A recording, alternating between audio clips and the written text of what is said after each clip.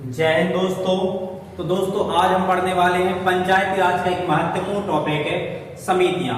तो दोस्तों इस वीडियो की एक विशेषता होने वाली है। विशेषता ये है कि आप 20-25 अलग अलग वीडियो देते हो, आपका कंफ्यूजन दूर नहीं होता है।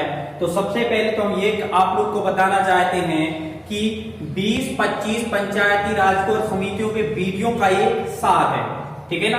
YouTube पे आप 10 वीडियो ना देखें, 10 किताबें ना पढ़ें, उन सब का सार मैं यहाँ पर लेके आया हूँ।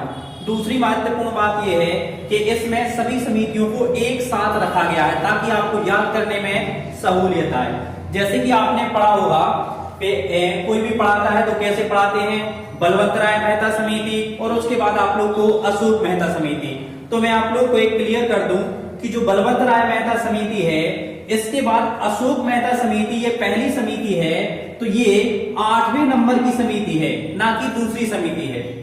तो एक बात तो क्लियर हो गई होगी कि मैं आपको कितना डीपली पढ़ाने वाला हूं और शॉर्टकट भी और पूरी ट्रिक के साथ। जैसे कि मैंने यहां पर यदि ये पहली समिति है तो ये कौन सी है, 8वें नंबर की समिति है। इसके पहले भी समितियां थी और समितियों की अगर चर्चा करें पंचायती राज से, तो जब तक 73वां संविधान संशोधन नहीं हुआ है तब तक कुल 16 समितियां बनी।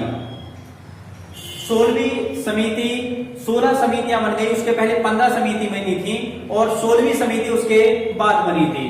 तो अब हम बात करें, ये तो आप लोग को क्लियर मालूम हो गया होगा कि हम सभी समितियों को एक साथ रखने वाले हैं, उनका कंपेयर करने वाले हैं ताकि आप लोग को याद रहे। और दूसरी महत्वपूर्ण बात है कि आपको क्लियर कर दें, क्योंकि अधिकांश वीडियो में क्या बताया जाता है, हम किताबें देखते हैं तो इनके डेटों में क्लियरिटी नहीं होती है, ठीक है।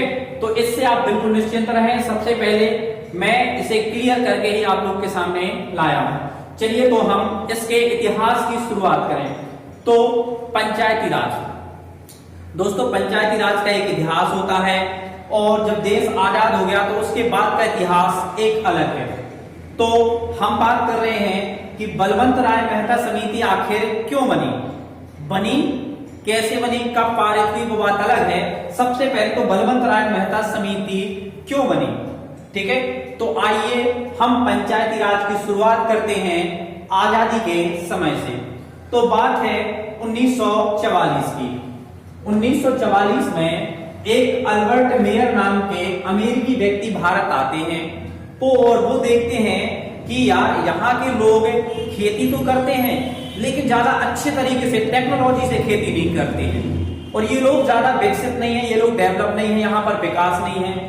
तो वो भारत आते हैं, 44 में आए थे, फिर वो अमेरिका जाते हैं, फिर पुनः भारत आते हैं। भारत आने पर उन्होंने 1948 में उत्तर प्रदेश की सरकार से एक सामंजस्य बिठाला और एक इटावा प्रोजेक्ट शुरू किया। अब ये इटावा प्रोजेक्ट क्या था, ये विकास से संबंधित प्रोजेक्ट था।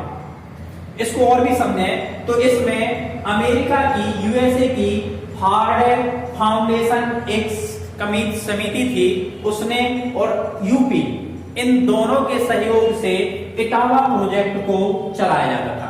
अब इटावा प्रोजेक्ट का क्या उद्देश्य था कि भारतीय किसानों को विकसित करें, भारत को भी हम क्या करें, विकसित करें, ये इसका उद्देश्य था।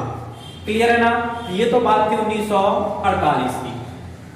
तो 1948 में पहले इटावा प्रोजेक्ट चला। अब इटावा प्रोजेक्ट के कारण ही जो इटावा प्रोजेक्ट है उसी का ही एक रूप मिलता है हमें सामुदायिक विकास कार्यक्रम। क्या मिलता है, सामुदायिक विकास कार्यक्रम। मतलब सीडीपी को जो संचालित किया था, सीडीपी सामुदायिक विकास कार्यक्रम को संचालित किया था, तो किसने किया था, इटावा प्रोजेक्ट ने। अब इटावा प्रोजेक्ट इन दो के सहयोग से चल रहा था। इतना तो इसका एक इतिहास है। अब सामुदायिक विकास कार्यक्रम पेपर में कई बार पूछा गया है कि सामुदायिक विकास कार्यक्रम की शुरुआत भारत में कब हुई, तो 2 अक्टूबर 1952 को, ठीक है। तो 2 अक्टूबर 1952 को हुई। और 2 अक्टूबर क्यों लिया, क्योंकि महात्मा गांधी की जयंती थी। सामुदायिक विकास कार्यक्रम को इंग्लिश में शॉर्टकट में बोलते हैं सीडीपी, मतलब है कम्युनिटी डेवलपमेंट प्रोग्राम। एक और महत्वपूर्ण बात होती है 1944 से 1944 का दौर था जब अमेरिकी एक व्यक्ति आए थे अल्बर्ट मेयर। इन्होंने भारत के विकास पे ध्यान दिया था। 1944 में ही मुंबई में बॉम्बे प्लान की योजना 15 उद्योगपतियों ने लगाई थी, लेकिन वो पंचायती राज से संबंधित नहीं थी, इसलिए हमने यहां उसका उल्लेख नहीं किया है। अब बात करें तो ये तो हो गए, तो सामुदायिक विकास कार्यक्रम की शुरुआत हो गई, क्योंकि नेहरू जी की जो योजनाएं थी वो भी विकास से संबंधित थी। नेहरू जी अधिकांशतः देश की सुरक्षा से ज्यादा, देश में हथियार बनाने से ज्यादा विकास पर ज्यादा ध्यान दे रहे थे।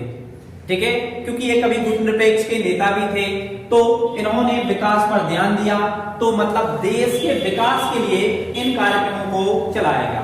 अब हम बात करते हैं इनकी असफलता का कारण क्या है और ये सफल क्यों नहीं हुए।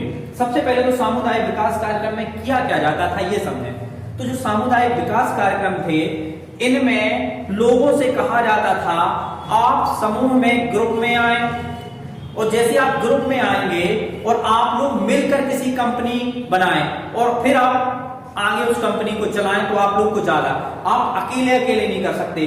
और ऐसा अमेरिकी व्यक्ति क्यों कह रहा था? क्योंकि इस कार्यक्रम की रूपरेखा इटावा प्रोजेक्ट थी, और इटावा प्रोजेक्ट के कौन थे? Albert Mayer. और ये सामुदायिक की ओर क्यों कह रहे थे? क्योंकि आप लोग को पता है अमेरिका एक पूंजीवादी देश है, तो वहां पर क्या होता है 10-12 लोग एक साथ मिल जाते हैं और एक बड़ी कंपनी का निर्माण करते हैं, और फिर वो कंपनी बहुत बड़ी हो जाती है।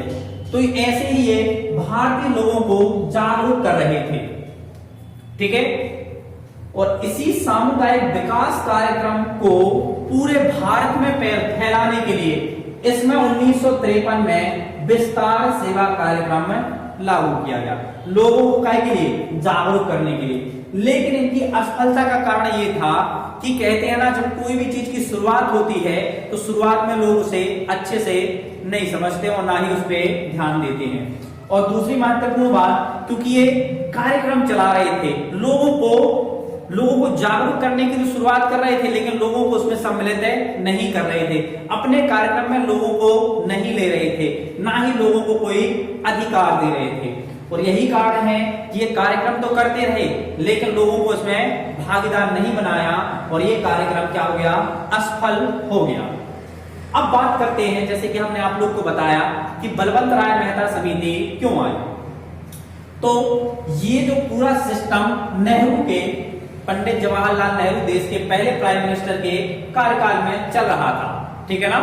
अब हम बात करते हैं, जब देश के पहले प्रधानमंत्री के कार्यक्रम में चल रहा था और ये क्या हो गया? असफल। तो नेहरू जी ने गुजरात के एक सीएम थे, द्वितीय सीएम, गुजरात के सेकंड सीएम थे बलवंत राय मेहता। कौन थे? बलवंत राय मेहता। तो गुजरात के सेकंड सीएम बलवंत राय मेहता से कहा, यार आपने गुजरात को तो बहुत अच्छे से डेवलप किया है, क्यों ना आप पूरे भारत को डेवलप करने में योगदान दें। बलवंत राय मेहता जी तैयार हो गए। जैसे ही अब ये तैयार हो जाते हैं कि ठीक है हम तैयार हैं, देश जैसे हमने गुजरात को विकसित किया है, डेवलप किया है, ऐसे हम आपके यहां पर भी कई विकास योजना पूरे भारत में चलाएंगे। तो सबसे महत्वपूर्ण क्वेश्चन, बलवंत राय मेहता समिति कब बनी? बलवंत राय मेहता कौन थे? तो गुजरात के सेकंड सीएम थे। और बलवंत राय मेहता समिति क्यों बनी? तो सामुदायिक विकास कार्यक्रम की असफलता की जांच के लिए, कि सामुदायिक विकास कार्यक्रम असफल क्यों हुआ।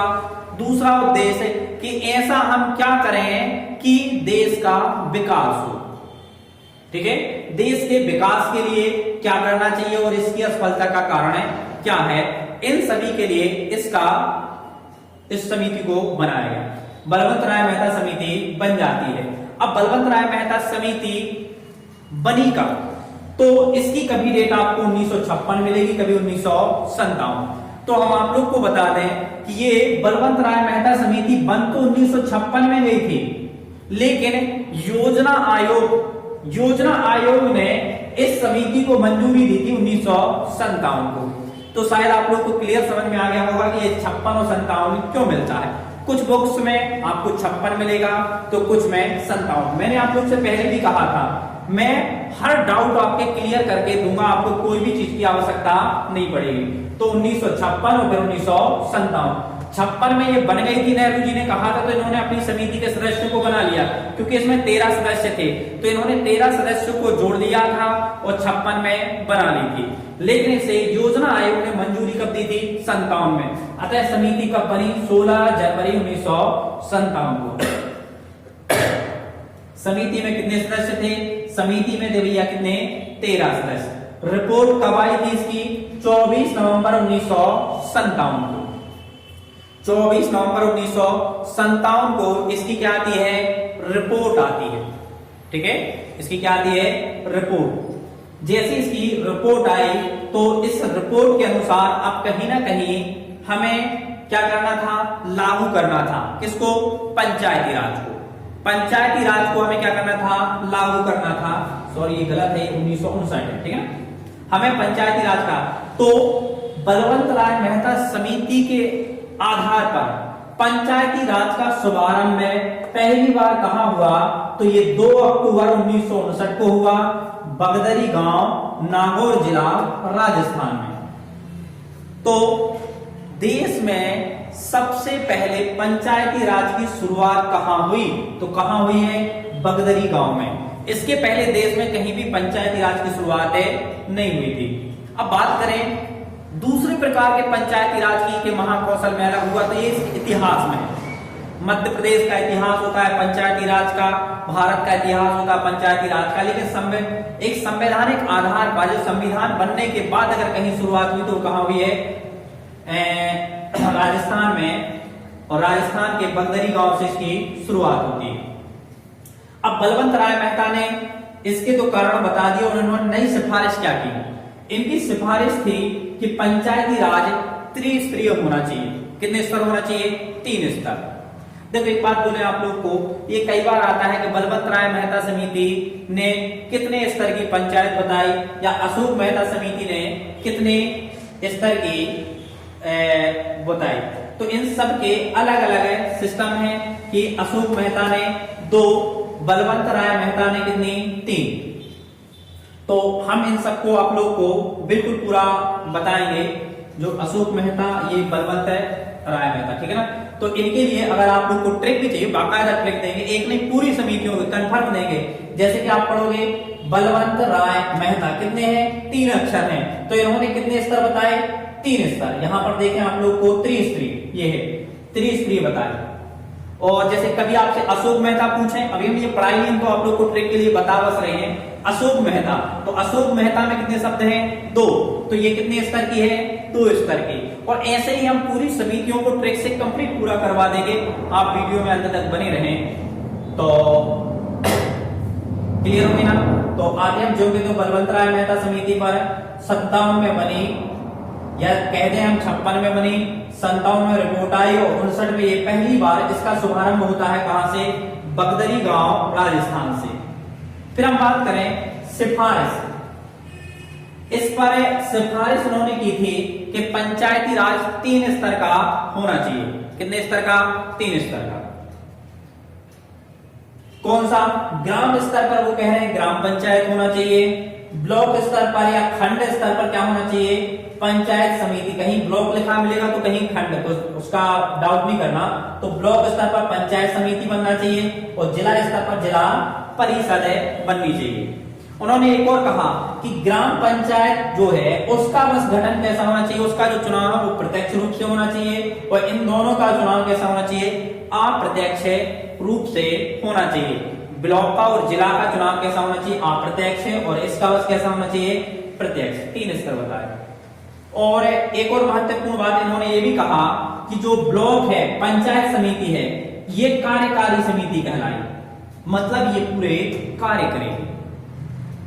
और जिला समिति है वो एक सलाहकारी निकाय होगा। जिला परिषद जो है, जिला परिषद वो है एक सलाहकारी निकाय होगा और जिला परिषद या जिला पंचायत का जो अध्यक्ष हो या सभापति वो कलेक्टर होगा। ये इन्होंने कहा था। ठीक है, ये आप लोग को नोट कर लेना है कि जिला परिषद का अध्यक्ष जो होगा या सभापति होगा वो कौन होगा, कलेक्टर होगा, और ये सलाहकारी निकाय होगा। तो कई बार क्वेश्चन कुछ भी पूछ लेते हैं कि बलवंत राय मेहता के अनुसार कार्यकारी निकाय कौन होगा, तो पंचायत समिति, जो पंचायत स्तर पे है। ठीक है, फिर हम बात करें किसकी, जिला की, तो जिला परिषद आ गई, सलाहकारी निकाय, इसका मुखिया कलेक्टर होता था। हम बात करें बलवंत राय मेहता समिति ने और क्या सिफारिश की उस पे, तो इनको हमने बताया था ये लोग तो केवल क्या कर रहे थे, प्रचार कर रहे थे, लेकिन उन्हें अधिकार नहीं दे रहे थे। अब देखना ये क्या करें, सभी योजनाओं व विकास कार्यों को इन्हें को सौंपा जाए। मतलब जो ये निकाय हैं, ये निकाय वो क्या कह रहे हैं कि जितनी भी योजनाएं हैं, जितने भी विकास के कार्यक्रम हैं, वो सभी इन तीनों निकायों को दिए जाएं, ग्राम स्तर, ब्लॉक स्तर और जिला। मतलब इन्हीं को ग्राम पंचायत है, पंचायत समिति और जिला परिषद, मतलब इन्हीं को ये पूरे सिस्टम में दिए जाएं। लोकतांत्रिक संस्थाओं को वास्तविक शक्ति व उत्तरदायित्व दिए जाएं, क्योंकि ये लोग शक्ति और उत्तरदायित्व नहीं दे रहे थे, बस विकास कर रहे थे। आप लोग समूह में बनाओ, ग्रुप बनाओ, विकास करो, तो ये शक्ति नहीं दे रहे थे, बस ऐसे ही कर रहे थे। तो इन्होंने कहा ये अमेरिका नहीं है, ये भारत है, यहाँ पर जब तक उन्हें स्वयं को उनके उत्तरदायित्व नहीं दोगे, उनकी स्वयं को उनको शक्तियां नहीं दोगे, तब तक देश का विकास है नहीं होगा। ये किसने कहा था, गुजरात के सेकंड सीएम थे, और बलवंत राय मेहता समिति इन्हीं के नाम से चलती है। ठीक है, तो ये तो हुई बलवंत राय मेहता समिति। तो दोस्तों अभी पहले एक बार फिर से सुन लें कि बलवंत राय मेहता समिति के बारे में क्या क्या हम बता चुके हैं। 56-57 में ये बनी थी, 57 में रिपोर्ट की, 59 में इसने पहली बार शुभारंभ किया। कहां से, राजस्थान से। सेकंड नंबर पर इसने आंध्र प्रदेश में, सेकंड नंबर पर किसने शुरू किया था, आंध्र प्रदेश ने। आंध्र प्रदेश ने सेकंड नंबर पर इसे शुरू किया था। पंचायती राज लागू करने वाला दूसरा राज्य क्या है, आंध्र प्रदेश। पहला राज्य कौन सा है, राजस्थान। ठीक है, और अब हम बात करें तो पहला हो गया, दूसरा हो मध्य प्रदेश ने इस बलवंत राय समिति को मध्य प्रदेश राज्य जो माना था वो 1962 में, मतलब एमपी ने इसे 1962 में स्वीकार किया था। ठीक है, तो पहला और दूसरा राज्य पूछ सकते हैं और एमपी पूछ सकते हैं, तो एमपी ने कब माना था इसको, 1962 में। तो हमने आप लोग को ये बलवंत राय मेहता समिति पूरी कंप्लीट करवा दी। बलवंत राय मेहता समिति के बाद अब कितनी समितियां आई, इसके बाद 6 समितियां और आई, 7 समितियां और आई। ये पहली समिति थी, फिर 6 समितियां और आई, 7 समितियां और आई। उसके बाद 8वीं समिति कौन आई, अशोक मेहता समिति। तो सबसे पहले हमें यह पता होना चाहिए कि वो कौन कौन सी समिति थी। तो पहले तो आप लोग ये समझ लें, बलवंत राय मेहता समिति और 8वीं अशोक मेहता समिति। देखो हमने पेपर मोस्टली यहां से आते हैं और यहां से आते हैं। ठीक है, तो यहां से पेपर आएंगे और यहां से आएंगे, लेकिन यहां से भी पूछ सकते हैं। ठीक है, इतने ये उतनी ज्यादा महत्वपूर्ण नहीं है जितनी महत्वपूर्ण कौन है, बलवंत राय मेहता समिति और अशोक मेहता समिति। तो बलवंत राय मेहता समिति का पूरा कंप्लीट हो गया है कि सदस्य कितने थे, तो सदस्य थे कितने, 13। इसमें सदस्य 13 थे। ठीक है, लोकतांत्रिक विकेंद्रीकरण की ओर ये समिति, इसने कहा था कि लोकतांत्रिक विकेंद्रीकरण होना चाहिए। अब आते हैं हम आपके 8वें नंबर की समिति, डायरेक्ट पहले 8वें नंबर की समिति कौन सी, अशोक मेहता समिति पे हम जाएं कि अशोक मेहता समिति क्या थी। तो अशोक मेहता जो समिति है ये दिसंबर 1977 में बनी। कब बनी, दिसंबर 1977 में। इसने अपनी रिपोर्ट जो दी थी वो दी थी अगस्त 1978 में। इसने अपनी रिपोर्ट दी थी, वो कब दी थी, अगस्त 1978 में। 77 में समिति बनी, 78 में इसने रिपोर्ट दी। पहली महत्वपूर्ण बात कि यह समिति बनी क्यों, तो यह समिति नेहरू के नेतृत्व में बनी थी। नेहरू के नेतृत्व के बाद इतनी सारी समितियां और आई, ये बहुत सारी समितियां, इन सभी समितियों ने बलवंत राय मेहता समिति में कुछ ना कुछ सुझाव करवाए, या कभी किसी ने सुझाव दिया, किसी ने वित्तीय स्थिति के बारे में बताया, किसी ने कुछ ना कुछ किया। तो ये 7 समितियां बलवंत राय समिति की कुछ ना कुछ कमियों को दूर करने के लिए कुछ ना कुछ छोटे मोटे प्रयास करती रही। फिर हम बात करते हैं 77 का दौर। ये 1977 का वही दौर था जब देश में पहली बार गैर कांग्रेसी सरकार बनी मोरारजी देसाई की। किसकी बनी? मोरारजी देसाई की। जब मोरारजी देसाई की सरकार बनती है तो इन्होंने कांग्रेस का जो पंचायती राज का सिस्टम था पूरा उखाड़ के फेंक दिया, क्योंकि ये जनता पार्टी के थे, ठीक है ना। और जनता दल की जब जनता पार्टी की सरकार बनी तो इन्होंने अपने अनुसार पंचायतों के लिए एक नई समिति का गठन किया। तो बलवंत राय मेहता समिति ये बनी। उसके बाद 7 समितियां ये बनी। मैं अभी कुछ ही समय में से बताने वाला हूं कि ये समितियों ने क्या क्या सुझाव दिए। पहले हम इसके बाद 8वीं समिति पे आए डायरेक्ट, अशोक मेहता समिति, जो कब बनी? 1977 में। और क्यों बनी? क्योंकि मोरारजी देसाई देश के पहले गैर कांग्रेसी प्रधानमंत्री थे, कांग्रेस की नीतियों का सदैव विरोध करते रहे, तो इन्होंने एक नई समिति बनाई, अशोक मेहता समिति, जो समिति दिसंबर 1977 में बनी। इसने अपनी रिपोर्ट अगस्त 1978 में दी। उद्देश्य क्या था? उद्देश्य समझे। बलवंत राय मेहता समिति की कमियों को दूर करने के लिए हमने ये समिति बनाई। इस अशोक मेहता समिति का उद्देश्य ये था। इतनी सारी समितियों का विरोध नहीं किया, केवल किसका विरोध किया? बलवंत राय मेहता समितियां, क्योंकि ये कोई ज्यादा पावरफुल समितियां नहीं थी, लेकिन इनका नाम याद रखना महत्वपूर्ण है, क्योंकि पेपर में आ चुके हैं 2017 के पटवारी वगैरह, पीएससी यूपीएससी में इसके क्वेश्चन आए। इनसे तो आते ही आते हैं, तो मोस्ट आईएमपी है, लेकिन इनसे भी क्वेश्चन देखने को मिले। और हमने आप लोग को बताया था, मैं विथ रीजन के, जब भी पहली बात तो मैं कोई टॉपिक पे वीडियो नहीं बनाता हूं। अगर किसी टॉपिक पे वीडियो बनाऊं तो उसको कम से कम ना होगा तो 20 वीडियो में पहले क्लियर कर लेता हूं, कम से कम 4-5 किताबों से क्लियर करके आता हूं, ताकि कोई भी प्रकार से आपको गलत मैसेज ना जाए, ना ही एक गलती पढ़ाऊं मैं, ठीक है। इसीलिए अब आप लोग आगे समझदार हो कि आपको क्या करना चाहिए। अगर इतनी सारी मैं मेहनत कर रहा हूं, इतना सारा मटेरियल आप लोग को एक साथ दे रहा हूं, तो आपको क्या करना चाहिए, इतना तो आप लोग को मालूम है। फालतू का हाँ, एक और चीज, टाइम बिल्कुल भी नहीं लूंगा आपका, ठीक है। फालतू का टाइम बिल्कुल भी खराब नहीं, और इसी टाइम खराब ना करने के चक्कर में मैं कैसा भी लिख देता हूँ, राइटिंग खराब है उससे कोई मतलब नहीं, मतलब इससे कि आपके पास नॉलेज पहुंचना चाहिए, ठीक है, और आपका टाइम खराब नहीं होना चाहिए। समिति दिसंबर 1977 में, रिपोर्ट 78 में, उद्देश्य हम आप लोग को बता चुके। इसने सिफारिश की, क्या सिफारिश की कि भैया जो त्रिस्तर है ये 3 स्तर नहीं होना चाहिए, कितने होना चाहिए? 2 स्तर। और इन्होंने मात्र ये सिफारिश नहीं की, इनने तो टोटल 132 सिफारिशें की कि बलवंत राय मेहता समिति में इतनी सारी कमियां हैं, और इन्होंने उन कमियों को दूर करने के लिए 132 सिफारिशें की। पहली सिफारिश कि ये 3 स्तर नहीं होना चाहिए, 2 स्तर। तो जब ये 2 स्तर में आप किसको हटाना चाहते तो बोले ग्राम पंचायत को हटा दो। 2 स्तर हैं तो इसमें आप ब्लॉक स्तर पे बनाओ और जिला स्तर पर, ये देखो ब्लॉक और जिला, और बोला ग्राम स्तर पर इसे हटा दो। पूछा गया क्यों हटा दें, आप क्यों हटाना चाहते हो? तो देखो, अपन जब व्यवहारिक रूप में पढ़ते हैं तो हमें याद रहता है। तो अशोक मेहता ने कहा पगला से क्यों नहीं हटाओ, हटा दो। बोले क्यों?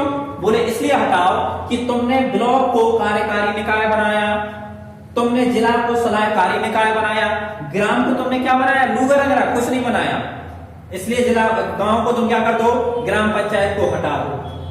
तो इसीलिए तो अशोक मेहता समिति ने ग्राम पंचायत को हटाने की सिफारिश की, और 3 की जगह कितने स्तर रखे?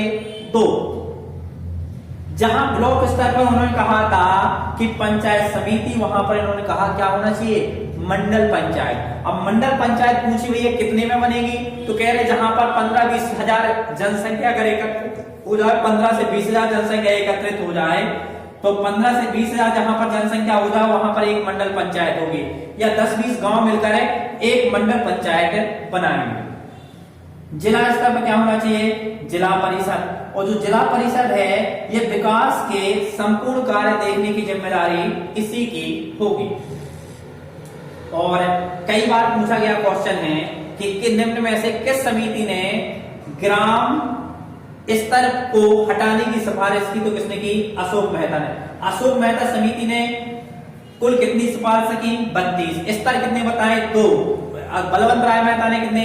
3। फिर हम बात करें सदस्य, इसमें भी 13 थे, तो अशोक मेहता समिति में भी सदस्य कितने थे? 13 थे। हम यहां पर लिख नहीं पाए, तो यहां पर 13 क्या थे? सदस्य थे। 13 सदस्य इसमें भी थे और उसमें भी थे। हाँ, चुनाव। एक और महत्वपूर्ण बात की इन्होंने चुनाव के लिए बताया कि चुनाव में राजनीतिक दल के आधार पर होना चाहिए। जो चुनाव है, चुनाव राजनीतिक दल जैसे बीजेपी, कांग्रेस वगैरह, तो इस राजनीतिक दल के आधार पर क्या होना चाहिए? चुनाव। जबकि इन्होंने ये कुछ नहीं कहा था।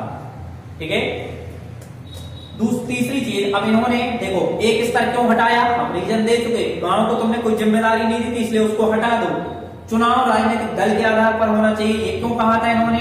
क्योंकि अशोक मेहता मोरारजी के कहने पर चल रहे थे और मोरारजी को मालूम था कि वर्तमान में कांग्रेस की खस्ता हालत है और हमारे सहयोगी जो हैं सभी क्षेत्रीय पार्टियां मिलकर हमने सरकार बनाई है, तो हर जगह हमारा तो कुछ ना कुछ राजनीतिक दल है। इसलिए इन्होंने बोला कि चुनाव कैसा होना चाहिए?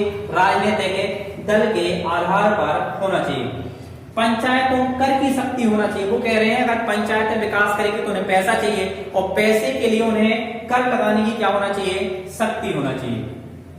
नेक्स्ट है एससी और एसटी को जनसंख्या के आधार पर सीटों का आरक्षण। पहली बार एससी एसटी को पंचायतों में आरक्षण देने की बात कही है कि जितनी एससी एसटी की जनसंख्या उनको उतनी आरक्षित सीटें दे दी जाए। ये भी किसने कहा? अशोक मेहता समिति ने। क्योंकि अब राजनीति यहां पर आ गई थी ना, क्योंकि अब ये चाहते ताकि इससे हमें क्या होगा? एससी एसटी की वोटें और भी मिलेंगी। नेक्स्ट है न्याय पंचायत। इन्होंने एक और कहा कि न्याय पंचायतें विकास पंचायतों से क्या होनी चाहिए? अलग होनी चाहिए, क्योंकि इसमें एक साथ थी और इसमें अलग अलग होंगी, तो इससे विकास आराम से हो पाएगा, कोई खुद निर्णय नहीं ले पाए। राज्य पंचायतों का अधिग्रहण ना करे, अगर करे तो 6 माह के अंदर चुनाव हो। इसका मतलब है कि राज्य जो है पंचायतों का अधिग्रहण नहीं करे। जैसे कहीं पर कोई पंचायत में सरपंच नहीं है तो उस पंचायत का अधिग्रहण ना करे, बल्कि अगर अधिग्रहण कर भी दे तो 6 महीने के अंदर वहां पर पुनः चुनाव करवाओ और वहां पर फिर से। अशोक मेहता समिति की इन सिफारिशों के साथ उन्होंने ये तो कह ही दिया था कि 6 माह के अंदर क्या होना चाहिए? चुनाव। मतलब राज्य पंचायतों का अधिग्रहण ना करे और अगर करता है तो 6 माह के अंदर उसे क्या करवाना पड़ेगा? चुनाव।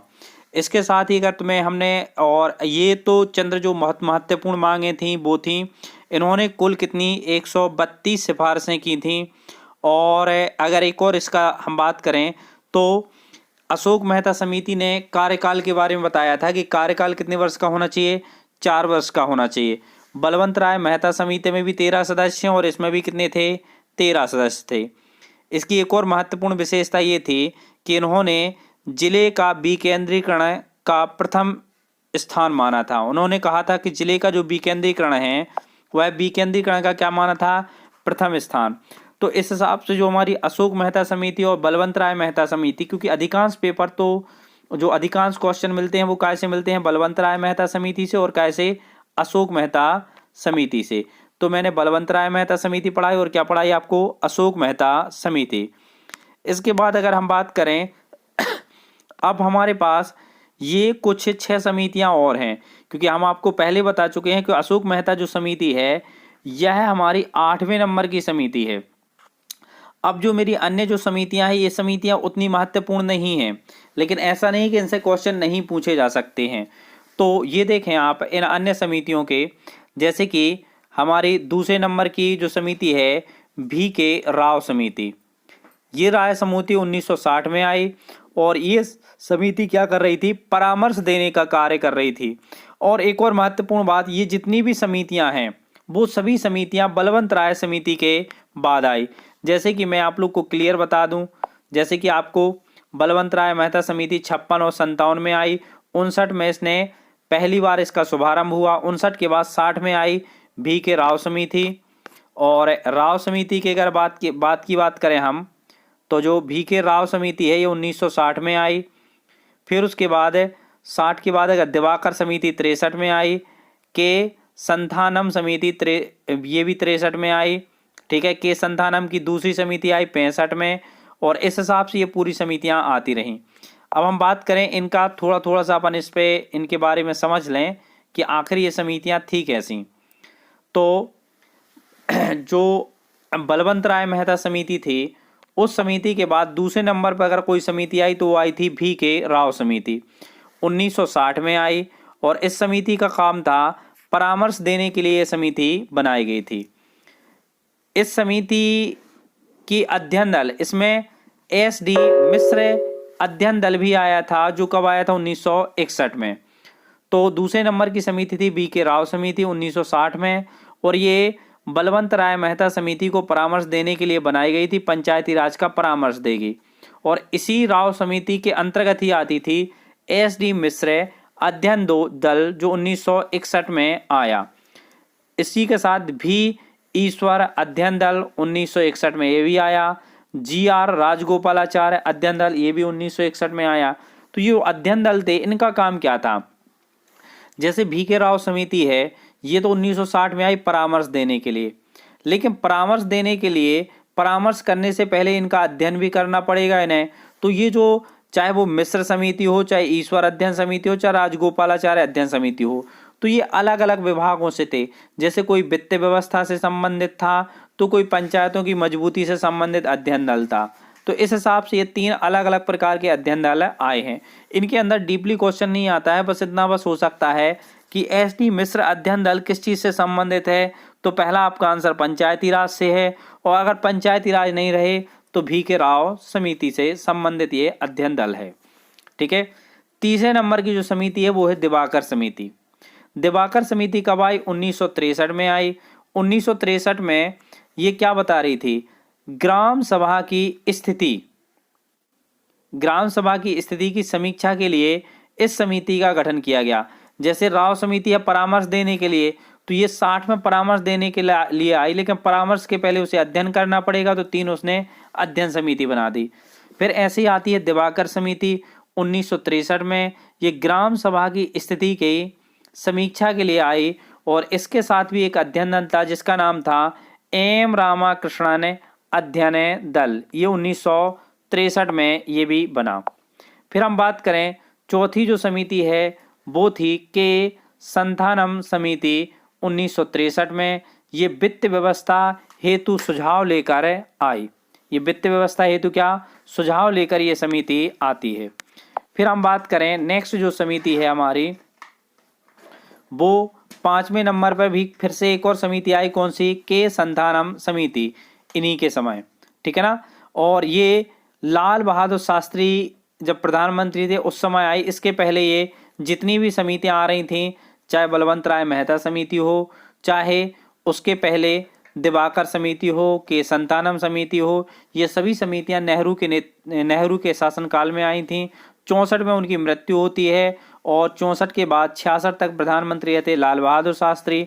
तो एक तो संतानम की 63 में आ गई, और दूसरी संतानम की 5वें नंबर की समिति आई 1965 में। ये निर्वाचन की रूपरेखा, मतलब पंचायती राज में निर्वाचन की रूपरेखा कैसी होनी चाहिए उससे संबंधित समिति आई थी। ये जो समिति है इसके अंतर्गत भी एक अध्ययन दल आया जिसका नाम है R.K. खन्ना अध्ययन दल। 6वें नंबर की एक और समिति आई G. रामचंद्रन समिति 1966 में आई, और इसका काम था कार्य प्रणाली को मजबूत करना। जो पंचायतों की कार्य प्रणाली है उसको मजबूत करने के लिए 1966 में आई। नेक्स्ट हमारा इसमें भी एक अध्ययन दल आया M. रामाकृष्णन अध्ययन दल। ये वही अध्ययन दल है जो दिवाकर समिति के समय आया था, लेकिन ये M. रामाकृष्णन अध्ययन दल 2 बार आया, 1969 में, 1972 में। हमने आप लोग को बताया है जो समितियां हैं ये समितियां बलवंत राय मेहता समिति की कुछ कमियां या उसी से संबंधित समितियां थीं। तो इनके अलग से कोई ज़्यादा क्वेश्चन नहीं आते हैं, बस इतना बस पूछ सकते हैं कि G. रामचंद्रन समिति कब आई और किस चीज़ से संबंधित है। तो ये पंचायती राज से संबंधित है समितियां हैं। नेक्स्ट अगर हम बात करें तो ये तो हुई हमारी कितनी 6 समितियां, और अब हम बात करें 7वीं समिति की। तो हमारी जो 7वीं समिति है उसका नाम था दयाराम चौबे समिति। दयाराम चौबे समिति 1976 में आई, जो कार्य प्रणाली और सामुदायिक विकास की समीक्षा के लिए आई। अब हम बात करें आप लोग से कि देखो पहली जो समिति थी बलवंत राय मेहता समिति थी, दूसरी VK राव समिति थी 60 में आई। तो इन सब को आपको याद रखना पड़ेगा, ठीक है, कि कौन सी समिति कब आई और ये कौन सी समिति किससे संबंधित है। तो दोस्तों इस वीडियो में हमने आपको जो शुरुआती 8 समितियां हैं, जैसे कि आप अधिकांशतः देखते हो तो आपको बलवंत राय मेहता समिति पढ़ा दी जाती है, अशोक मेहता समिति, इससे ज़्यादा कोई नहीं। मैंने आपको अलग से इटावा प्रोजेक्ट के बारे में बताया। इटावा प्रोजेक्ट से संबंधित है, पिछली बार इससे संबंधित क्वेश्चन आया था कि इटावा प्रोजेक्ट कब आया, तो कब आया 1948 में, ठीक है। और अशोक मेहता समिति से भी बहुत सारे क्वेश्चन आए, बलवंत राय मेहता समिति से, और इन समितियों से भी 1-2 क्वेश्चन देखने को मिले हैं कि ये समिति किस चीज़ से संबंधित है और कब आई, ठीक है। तो इस हिसाब से हमारी 8 है जो समितियां हैं वो समितियां कंप्लीट होती हैं। और इसके बाद अगर हम बात करें 8 समितियां कंप्लीट करने के बाद अब नेक्स्ट होता है हमारा, और भी अभी 8 समितियां हैं, तो 8 नेक्स्ट समितियां हम नेक्स्ट वीडियो में पढ़ेंगे। और दोस्तों यदि आप लोग को वीडियो अच्छा लगा हो और आपको ये लगा हो कि जानकारी बिल्कुल क्लियर है जो हमें चाहिए थी, आपको बलवंत राय मेहता और अशोक मेहता में कंपेयर कर लेना है। यदि उचित लगे तो चैनल को सब्सक्राइब कर लेना है, और नहीं लगे तो कोई बड़ी बात ही नहीं है। मिलते हैं दोस्तों नेक्स्ट वीडियो में। जय हिंद, जय भारत। और दोस्तों कमेंट तो कुछ करना है कि आपको वीडियो कैसा लगा, ठीक है। जय हिंद।